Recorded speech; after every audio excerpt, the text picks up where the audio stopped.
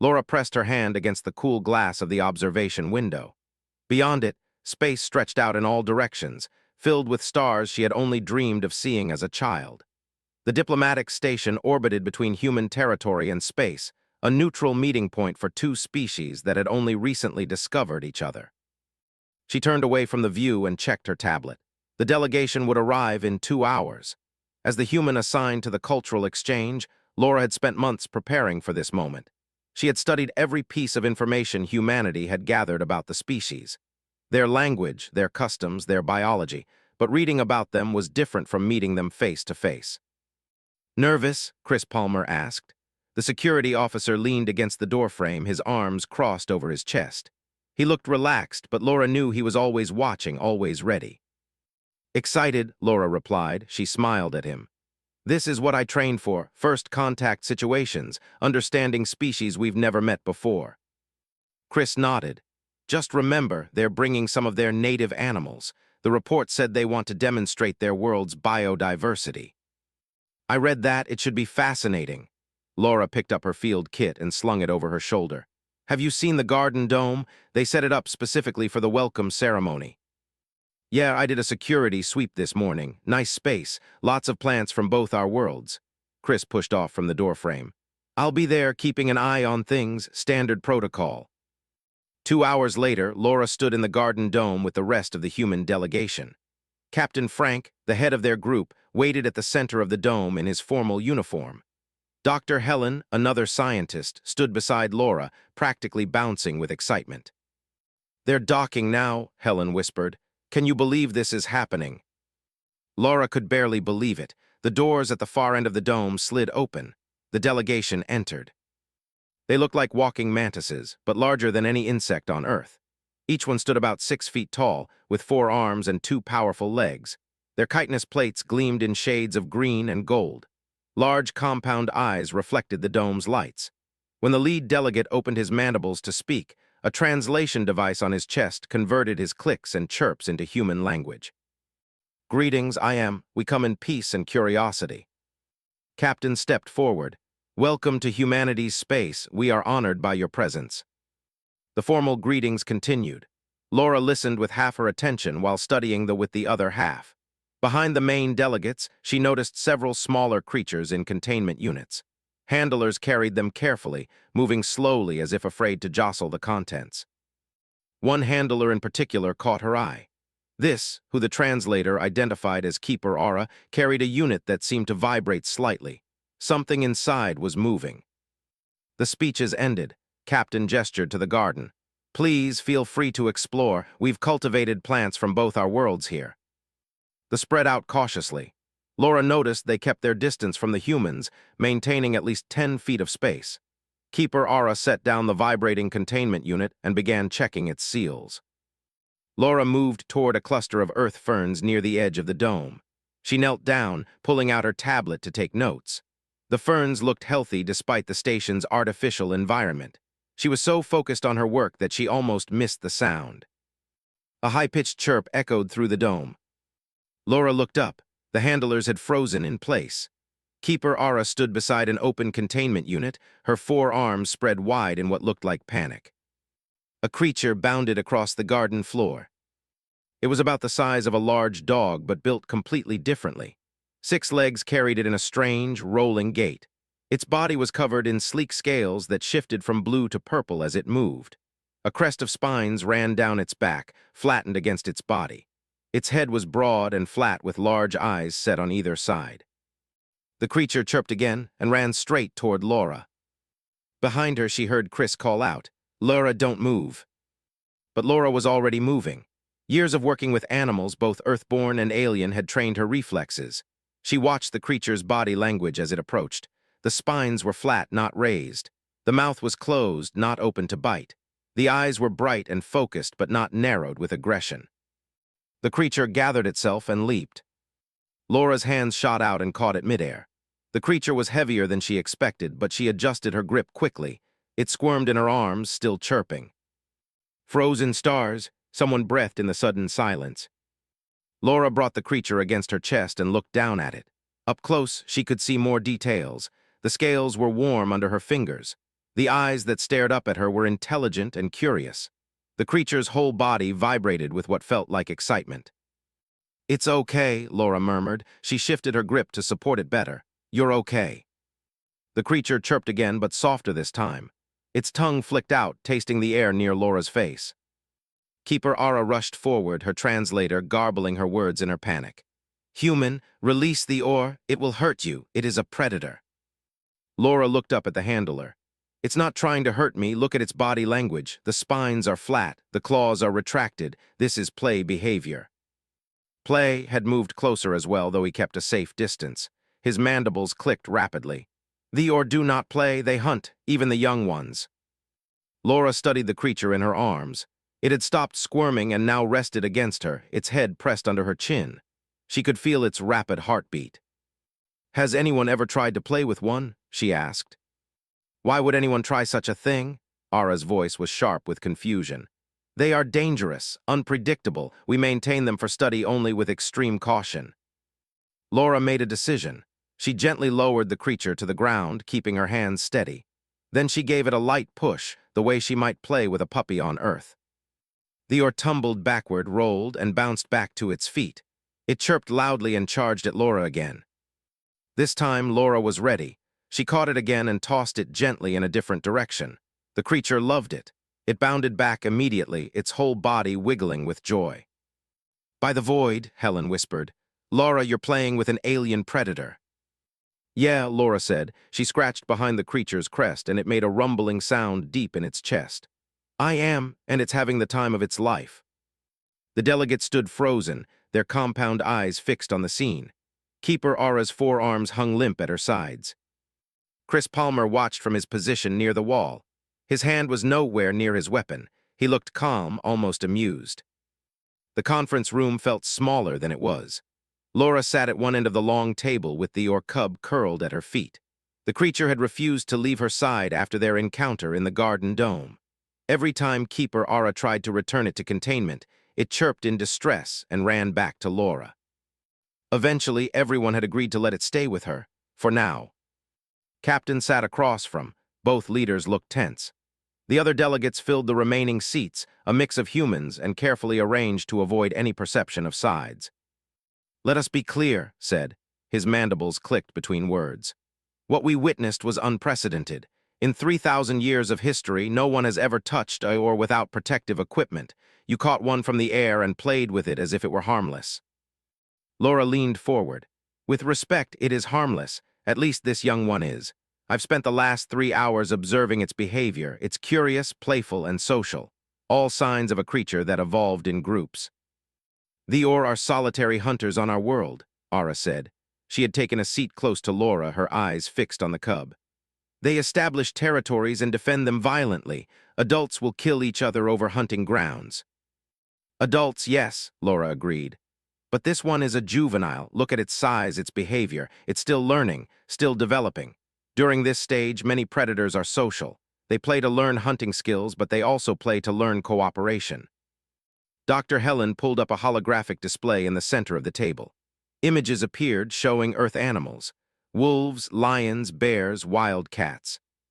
"On Earth," Helen explained, "humans share our world with many apex predators. We evolved alongside them. Over time, we learned to understand them, and in some cases, to bond with them."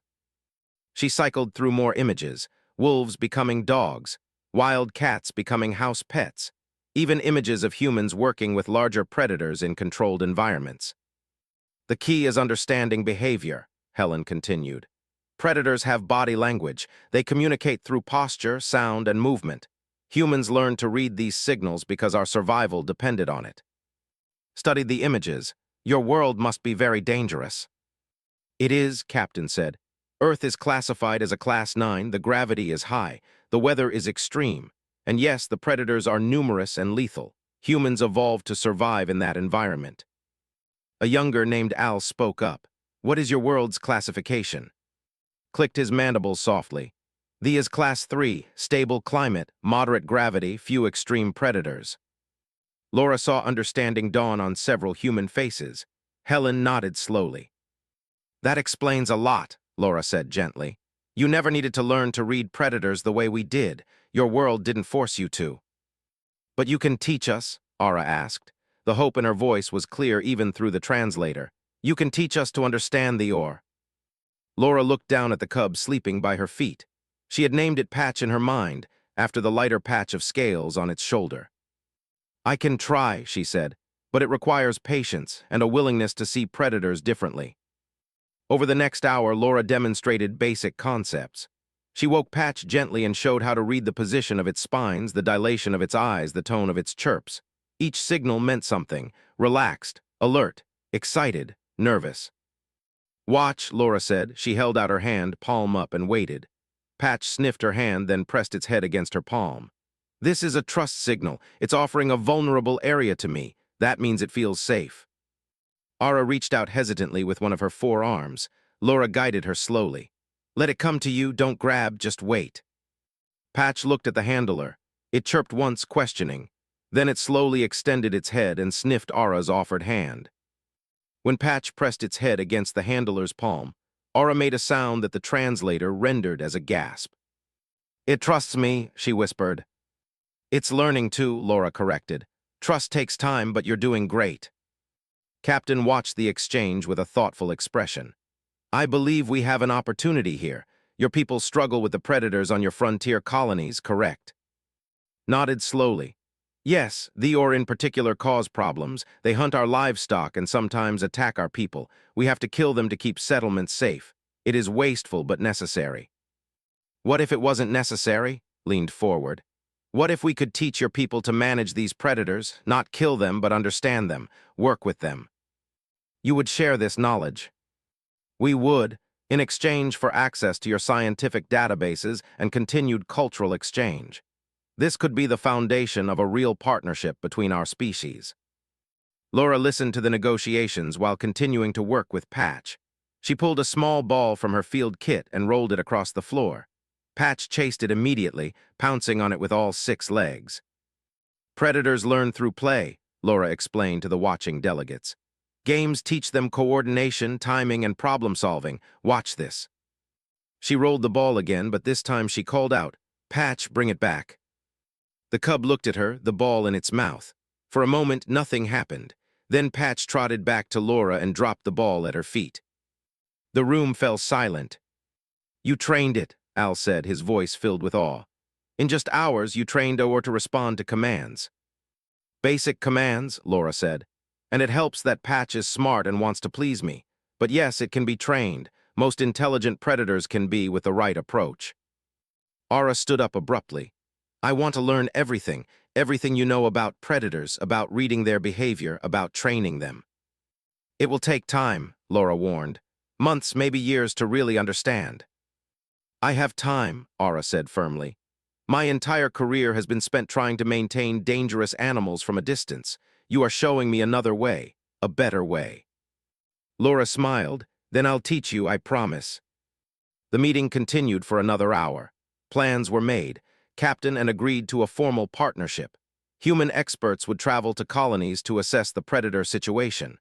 In return, humanity would gain access to technology and scientific knowledge. But the real change was happening on a smaller scale. Ara sat on the floor next to Laura, learning to play with Patch. The cub divided its attention between both of them now, accepting treats and affection from the handler. It is strange, Ara said. All my life I was taught to fear the Ore, to maintain distance, to see them only as threats.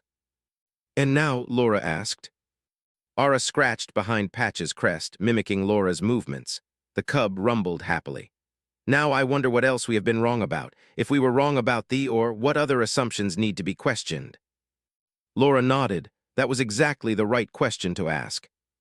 Chris Palmer appeared in the doorway.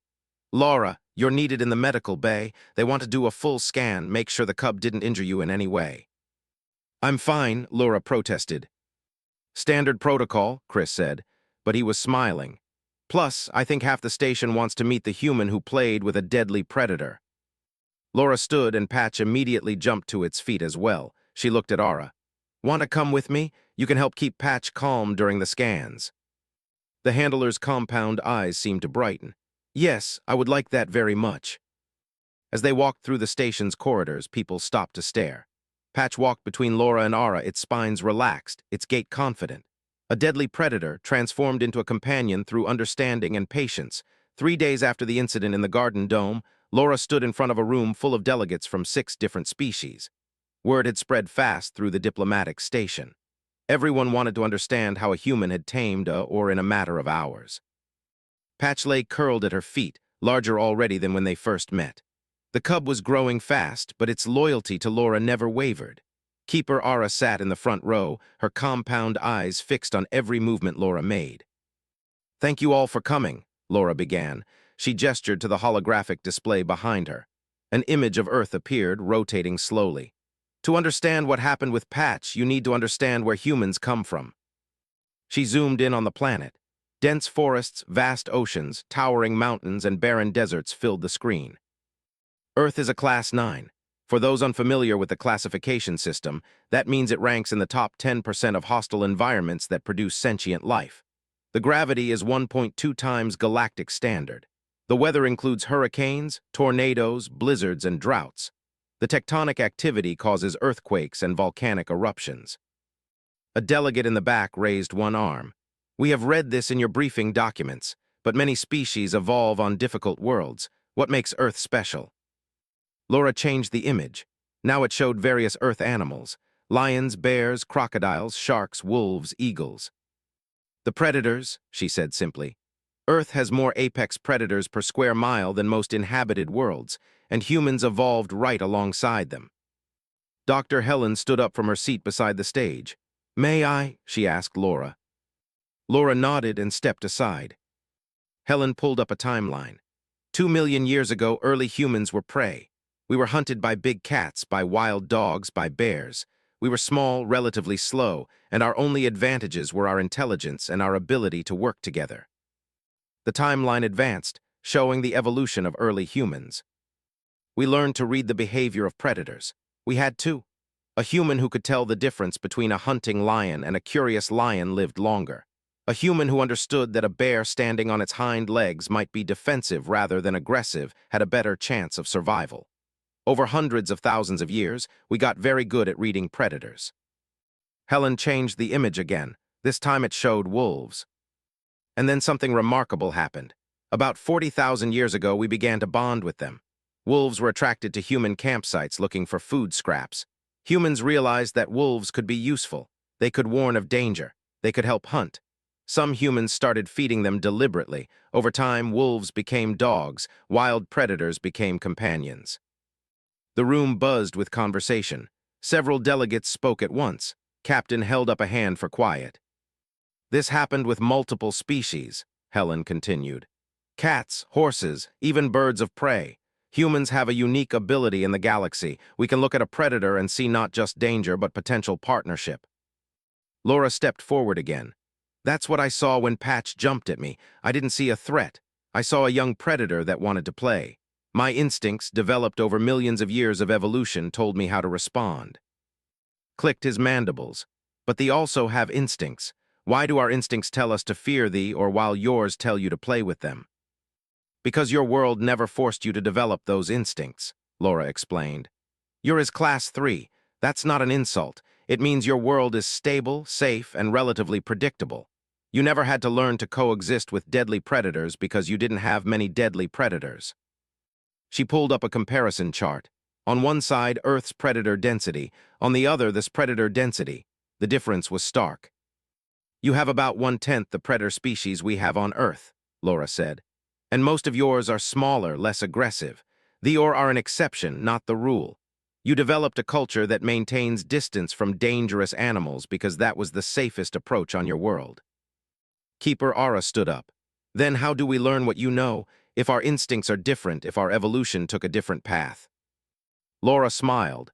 "The same way humans learn anything, through practice, patience, and teaching.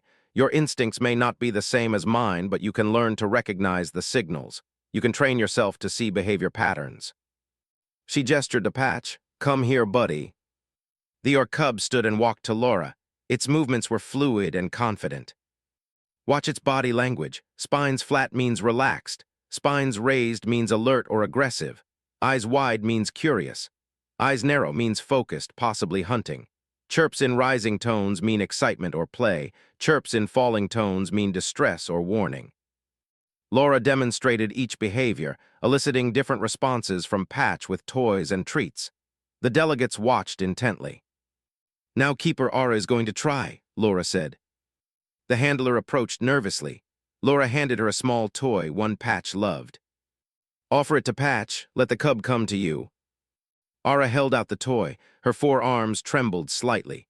Patch looked at her, tilted its head, then trotted over. The cub took the toy gently from her hand and dropped into a play stance. "It wants you to throw it," Laura coached. "See how it's positioned? That's an invitation." Aura threw the toy. Patch chased it, grabbed it, and brought it back to her. The handler's entire body seemed to relax. "I did it," she said, her voice filled with wonder. "I played with Aura." The room erupted in chatter. Delegates leaned forward, asking questions all at once. Laura held up her hands. "This is just the beginning," she said. "With time and training, any of you could learn these skills. It's not magic. It's observation, pattern recognition, and patience." A delegate from a species Laura didn't recognize stood up. "But what about dangerous predators? Adult or worse, would this work with them?" Laura considered the question carefully. "It depends. Every species is different. Every individual is different. But the basic principles apply. Understand the behavior. Respect the danger. Don't assume hostility. Many aggressive displays are defensive, not offensive. An animal that feels threatened will act differently than an animal that's hunting." She pulled up footage from Earth, showing wildlife experts working with adult lions, bears, and wolves. These humans have spent years learning their craft. They understand that even tame predators are still wild animals. They take precautions. They respect boundaries. But they also build relationships based on trust and mutual benefit. Captain stood. "We're proposing a long-term exchange program. Human experts will travel to colonies that experience predator conflicts. We'll assess the situation and develop management strategies, not extermination, management." "And in return," another delegate asked. "Access to scientific databases," said, "particularly your biological and ecological studies. We can learn from each other. Your people have knowledge we lack. We have skills you need. Together, we're stronger." Conferred quietly with other delegates. Finally, he stood. "We accept, but we have one condition. Keeper Aura must be the first student in this program. She will learn from your experts and then teach other. We must develop our own specialists, not rely forever on human help." Laura nodded. "That's exactly what we hoped you'd say. Aura has natural talent. She'll be an excellent teacher for her people." The handler's compound eyes seemed to glow with pride. The meeting continued for another hour, working out details. Which human experts would go where? What resources were needed? How to measure success? Through it all, Patch played contentedly with Aura, the cub now comfortable with both human and handlers. Later, after the delegates dispersed, Laura walked through the station's observation deck. Chris Palmer found her there, staring out at the stars. "Big day," he said, standing beside her. "Huge," Laura agreed. "Do you realize what we started? This isn't just about predators. It's about showing that humans see the galaxy differently. We look at challenges and see opportunities." Chris nodded. "The captain told me something earlier. He said other species are already asking questions. If humans can tame, or what else can they do? What other impossible things might be possible?" Laura thought about that. About frontier colonies learning to coexist with predators instead of fighting endless wars against them. About young like Al questioning old assumptions. About Keeper Aura transforming from a fearful handler to a confident trainer. "We're not trying to make other species more like us," she said quietly. "We're just sharing what we learned from living on a, maybe that's humanity's role in the galaxy. We survived hell so we can help others face their own challenges." Chris smiled. "That's pretty philosophical for someone who just played with an alien puppy." Laura laughed. "That alien puppy might change everything. One cub, one moment of choosing to understand instead of fear, that's all it took." Behind them, Patch chirped softly. The cub had followed Laura as it always did. She turned and scratched behind its crest. "Yeah," she murmured to the oar.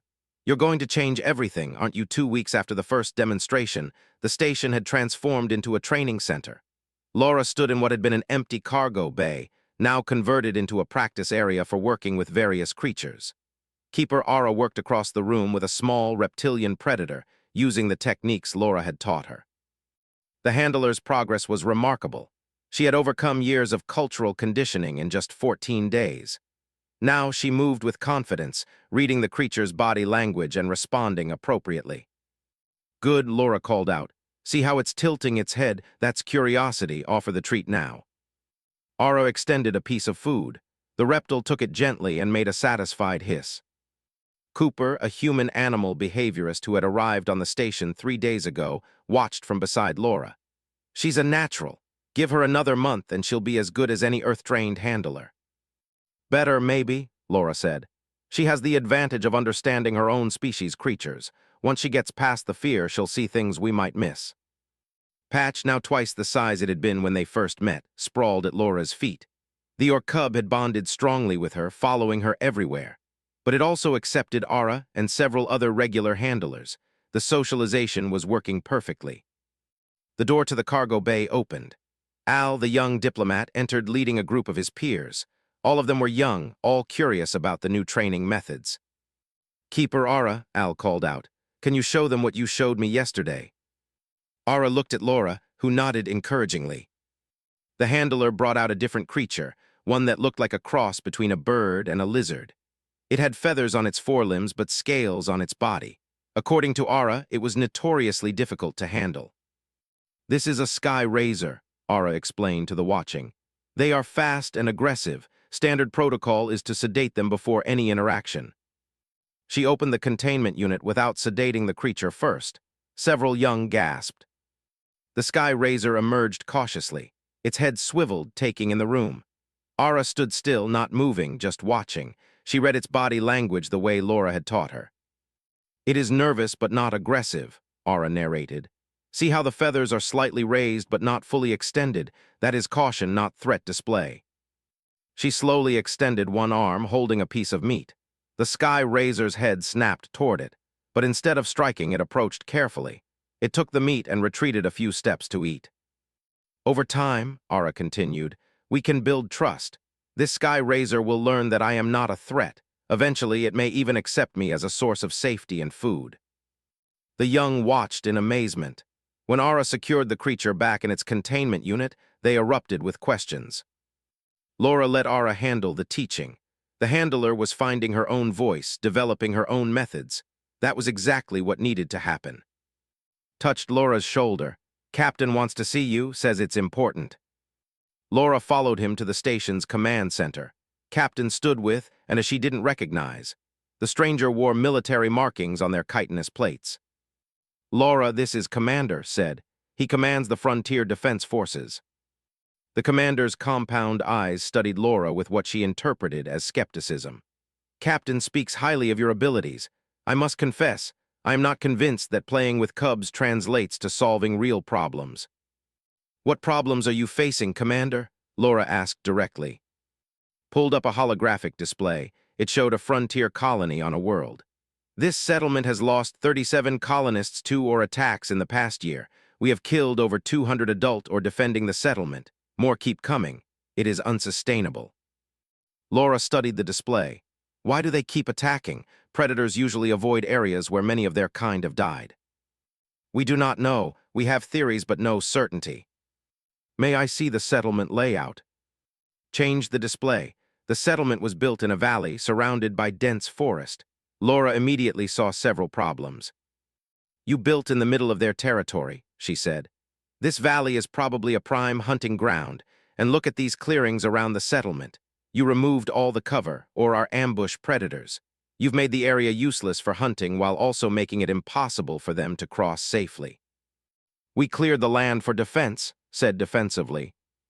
"I understand, but from the Or perspective, you destroyed their hunting grounds and created an impassable barrier. They attack because they're desperate and territorial." Leaned over the display. "Laura's right. This is classic predator-colonist conflict. The solution isn't killing more predators, it's changing how you interact with the environment." Commander's mandibles clicked sharply. "You are saying we should abandon the settlement?" "No," Laura said. "I'm saying we need to rethink it. Create corridors the Orc can use to cross the valley safely. Restore some hunting grounds outside the settlement. Establish clear boundaries, maybe even use trained or to patrol those boundaries. Trained or? The commander's voice dripped with disbelief. You think we can train adult predators? Laura looked down at Patch, who had followed her to the command center. I think with time and expertise, yes, but let's start smaller. Let me visit your settlement. Let me assess the situation. Then we can develop a realistic plan. Spoke up, Commander, I have seen what Laura can accomplish. I recommend we accept her offer. Considered for a long moment, finally he nodded. Very well, you may visit, but I make no promises. The meeting continued, working out logistics. Laura would travel to the frontier colony with a team, Cooper, Keeper Ara, and a security detail including Chris Palmer. They would spend 2 weeks assessing the situation. Later that evening, Laura sat in her quarters with Patch sprawled across her lap.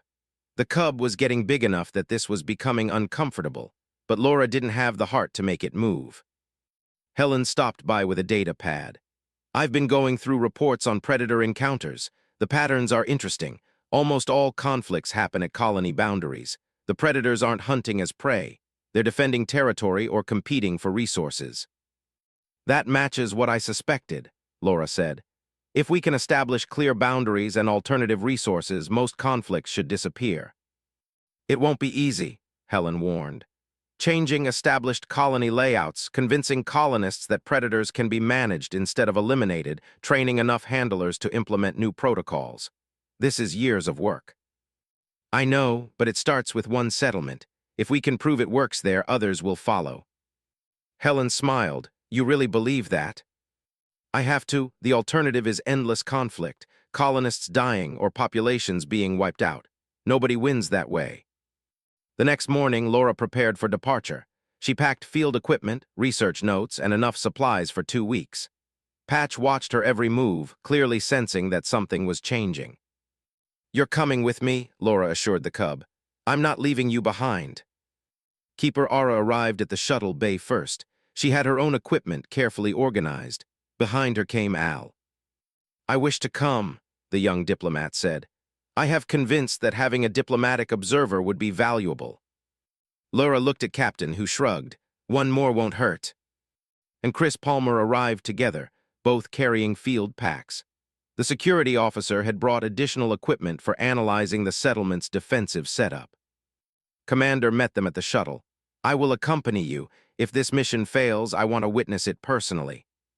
Fair enough, Laura said. She didn't take offense. Skepticism was natural. Proof would change minds better than arguments.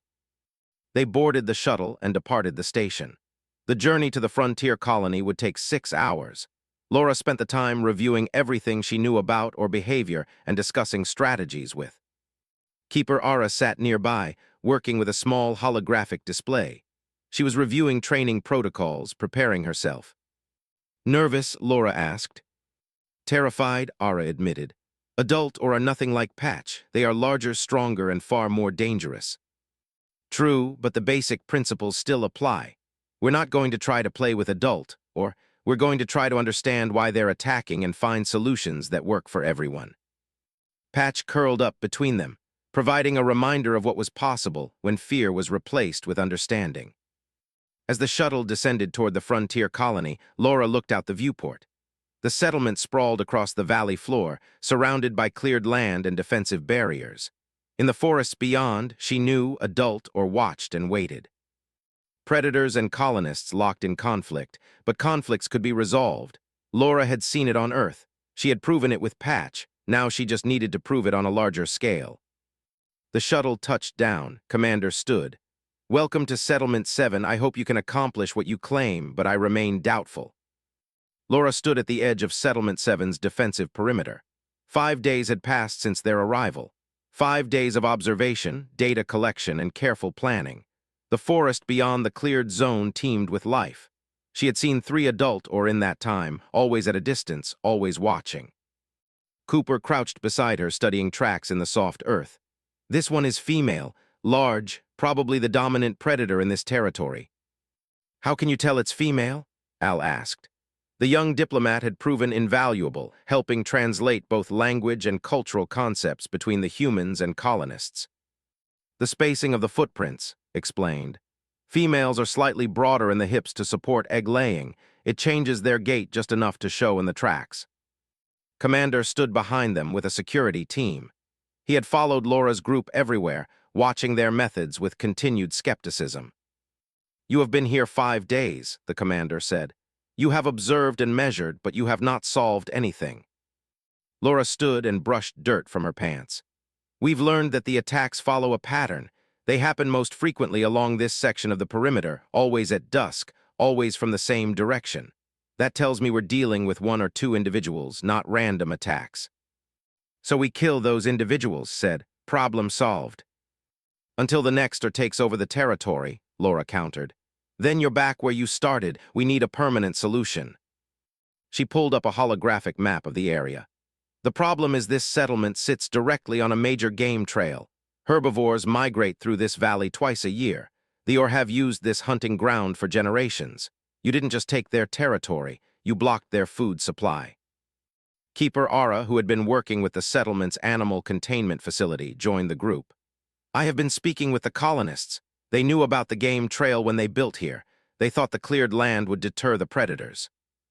"It had the opposite effect," said. "It made the predators desperate."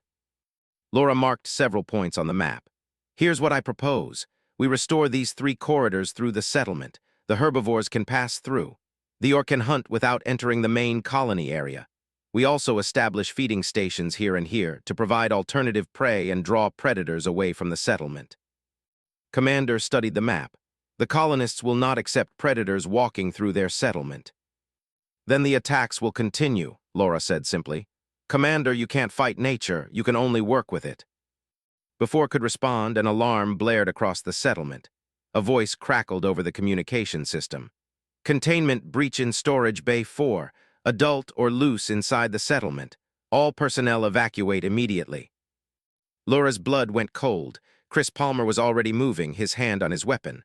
"Laura, we need to go now." But Laura grabbed Patch's harness. The cub had been resting nearby and jumped up at the alarm. "No, I need to help." "Are you insane?" demanded. "An adult or inside the settlement will kill anyone it encounters." Laura was already running towards Storage Bay 4. Chris swore and followed her, and Ara ran behind them. They reached the bay within minutes. A crowd of colonists huddled at a safe distance. Through the open bay doors, Laura could see movement inside. A large adult Or paced back and forth. Its spines were fully extended. Its eyes were wide with stress. A handler lay near the entrance, injured but alive. Another colonist was trying to drag him to safety, but every time they approached, the Or charged toward them. "It was being transported for relocation," Ara explained quickly. "The containment unit malfunctioned. The creature escaped during transfer." Chris assessed the situation. "We need to clear the area and contain it. Standard protocol." "Standard protocol means killing it," Laura said. She watched the Or's behavior carefully. The predator wasn't hunting, it was panicked and defensive. Commander arrived with a security team. "We will use lethal force. Everyone stand back." "Wait," Laura said. "Let me try something first." "Absolutely not. You have proven you can play with cubs. This is a full-grown predator in distress. It will kill you." Laura looked at the Or again. Then she looked down at Patch. The cub was watching the adult with its head tilted. "That's a female," Laura said suddenly. "And she's not aggressive, she's protective." Moved closer to the bay entrance. "Laura's right, look at her posture. She's not hunting, she's guarding." "Guarding what?" Aura asked. Laura pointed. In the back corner of the storage bay, barely visible, was a smaller Or. Another cub, roughly the same size as Patch. "She's protecting her offspring," Laura said. "The containment unit held both of them. When it malfunctioned, she thought her cub was being attacked. That's why she won't let anyone near the injured handler. He's between her and her baby." Commander shook his head. "That changes nothing. We cannot risk colonist lives." "Then let me go in with Patch." Everyone started talking at once. Chris put his hand on Laura's shoulder. "That's suicide." "No, it's not. Look, she's stressed because she perceives a threat to her cub. If I go in with Patch, she'll see another mother with offspring, not a threat, a potential ally." "Potential is not certainty," said. "It never is, but I'm reading her body language. I understand what she's feeling. This is what I trained for." Captain's voice came through Laura's communicator. He had been monitoring from the shuttle. "Laura, I can't order you to do this, but I trust your judgment." Laura looked at Ara. "If this goes wrong, you continue the work. You teach others. Promise me." The handler's voice was quiet. "I promise, but it will not go wrong. I have seen what you can do." Laura took a deep breath. She checked Patch's harness and walked toward the storage bay entrance. Chris started to follow, but she held up her hand. "Just me and Patch. Too many humans will make her more defensive." She entered the bay slowly. The adult oar's head snapped toward her. Its spines rattled, a warning sound. Laura stopped moving immediately. "Easy," she said softly. Her voice was calm and steady. "I'm not here to hurt you. I'm not here to hurt your baby." The oar took a step toward her. Laura could see every detail now. This was a massive creature, easily 3 times Patch's size. Its claws could tear through metal. Its jaws could crush bone. But Laura didn't see a monster. She saw a frightened mother. Patch chirped softly. The adult's attention shifted to the cub. Its spines lowered slightly. Laura knelt down slowly. "Patch, stay calm. We're going to help her." She let Patch move forward a few steps. The cub chirped again, this time in a submissive tone. It was instinctive behavior, a juvenile showing deference to an adult. The adult oar's posture changed. Its spines flattened completely. It chirped back a different tone. Laura recognized it from her studies. It was a maternal response. "Good," Laura murmured. "See, we're not a threat." She stood slowly and took a step to the side, away from the injured handler. The adult watched her carefully. Laura took another step, then another. She was creating a path, showing the oar a way to reach her cub without confronting anyone. The adult understood. It moved quickly past Laura, giving her a wide berth, and reached the smaller cub. The two oar touched heads, chirping softly to each other. Laura immediately moved to the injured handler. 2 rushed in to help drag him to safety. The adult oar watched but didn't charge. It had what it wanted. Its offspring was safe. "Now we need to get them contained," Laura said. She looked at the adult oar. The creature was calmer now but still wary. Keeper Ara appeared in the doorway. She held a large piece of meat. "May I try?" Laura nodded. "Slowly, let her see your offering, not threatening." Ara approached with the same careful movements Laura had used. She placed the meat on the ground halfway between the entrance and the adult. Then she backed away. The adult oar sniffed the air. It pushed its cub toward the back of the bay, ensuring the juvenile was protected. Then it approached the meat. It took the offering and dragged it back to its cub. "We need a secure containment unit, large enough for both of them," Laura called out. The next hour was tense. The team slowly herded both or toward a reinforced containment unit that had been brought to the bay entrance. Laura and Ara worked together, using food and patience to guide the creatures. The adult resisted several times, but each time Laura backed off and waited. She never pushed, never forced, just offered safe options and let the oar choose. Finally, both predators were secure. The injured handler had been treated and would recover. No one had died. Commander stared at Laura. "You should not be alive. That creature should have killed you." "She didn't want to kill anyone," Laura said. She was exhausted, running on adrenaline. She just wanted to protect her baby. Any mother would do the same. The commander was quiet for a long moment. Then he nodded slowly. "I will approve your corridor plan and the feeding stations. You have proven your methods work." Over the next week, construction began on the migration corridors. The colonists were skeptical at first, but Al worked tirelessly to explain the benefits. Fewer predator attacks, restored ecosystem balance, a sustainable colony that worked with nature instead of against it. Keeper Ara trained 3 colonists in basic predator behavior reading. They weren't experts yet, but they were learning. 6 months later, Laura returned to Settlement 7. The corridors were complete. Game animals migrated through them freely. The feeding stations drew or away from the settlement center. Attacks had dropped to 0. More importantly, the colony had embraced the change. Young studied predator behavior, trained or raised from cubs like Patch, patrolled the perimeter. They warned of threats and maintained boundaries.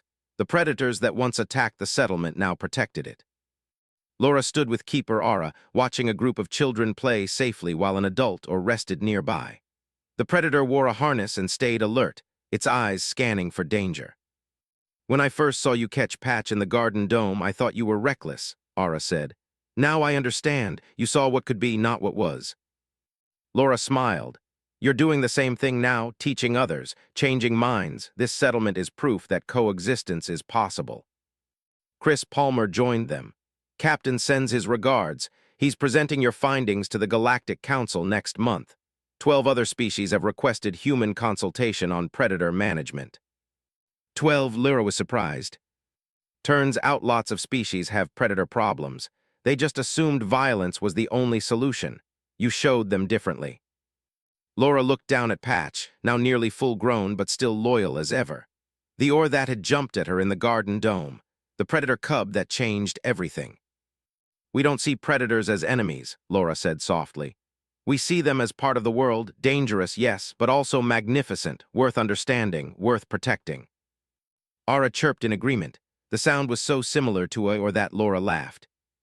In the settlement square, and humans worked side by side.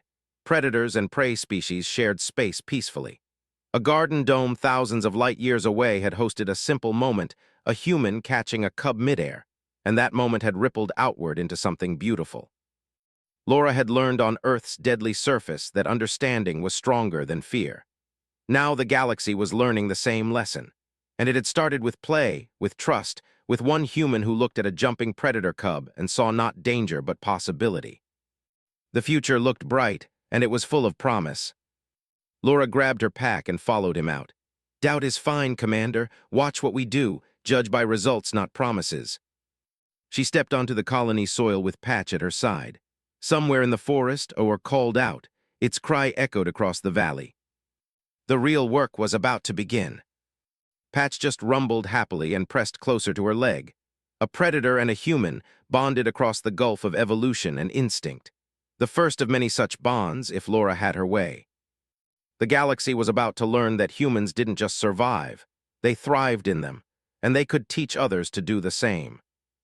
Laura thought about the future, about human experts teaching handlers, about frontier colonies learning to coexist with the predators instead of fighting them, about two species learning from each other's strengths.